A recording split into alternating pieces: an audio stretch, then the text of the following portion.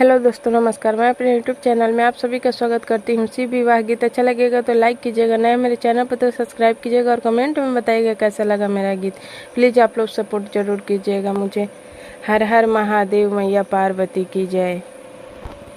सोने के कहिया शिवजी देई दिहानी झार, गौरा लामी के सिया झार, गौरा लामी के सिया झारत शिवजी आई गईनी चल, गौरा हमरा देशवा चल, गौरा हमरा देशवा।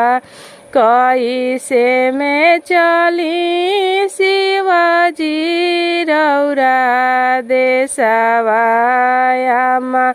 हमारो रोवत होई है आमा, हमारो रोवत होई है। कैसे में चली शिवजी रौरा देशवा, चाची हमारो रोवत होई है, चाची हमारो रोवत होई है। कैसे में चली शिवजी रौरा देशवा, भाभी हमारो रोवत होई है, भाभी हमारो रोवत होई है। आमा के बादलवा गौरा हो, आमा देव आपन आमा बिसारी दना आपन, आमा बिसारी दना। चाची के बादलवा गौरा हो, चाची देव आपन, चाची बिसारी दना आपन, चाची बिसारी दना।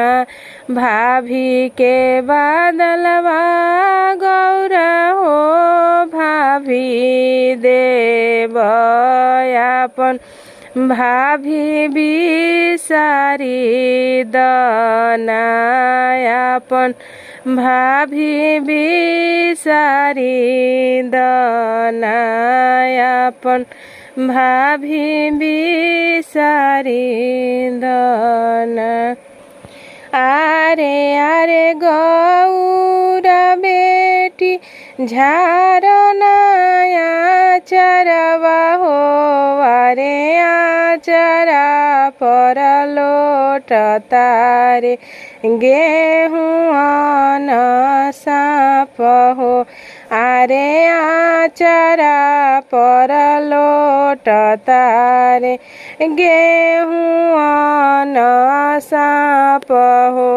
आरे आरे आमा हो, कैसे झरिया चरवा हो, अरे पापा के खोजला का बारावा, स्वामी हवे हमार हो। अरे पापा के खोजला का बारावा, स्वामी हवे हमार हो। आरे आरे गौरा बेटी झारनाया चरवा हो, अरे आचरा पर लोट तारे गेहूं साप हो।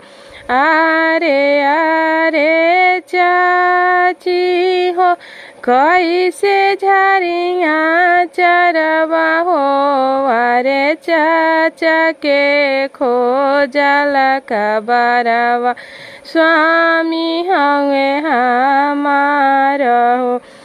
अरे चाचा के खोजला का बरावा स्वामी हवे हमार हो। अरे अरे गौरा ननद झरनाया चरवा हो। अरे आचरा पर लोट तारे गेहुआ न साप हो। अरे आचरा पर लोट तारे गेहुआ न साप हो।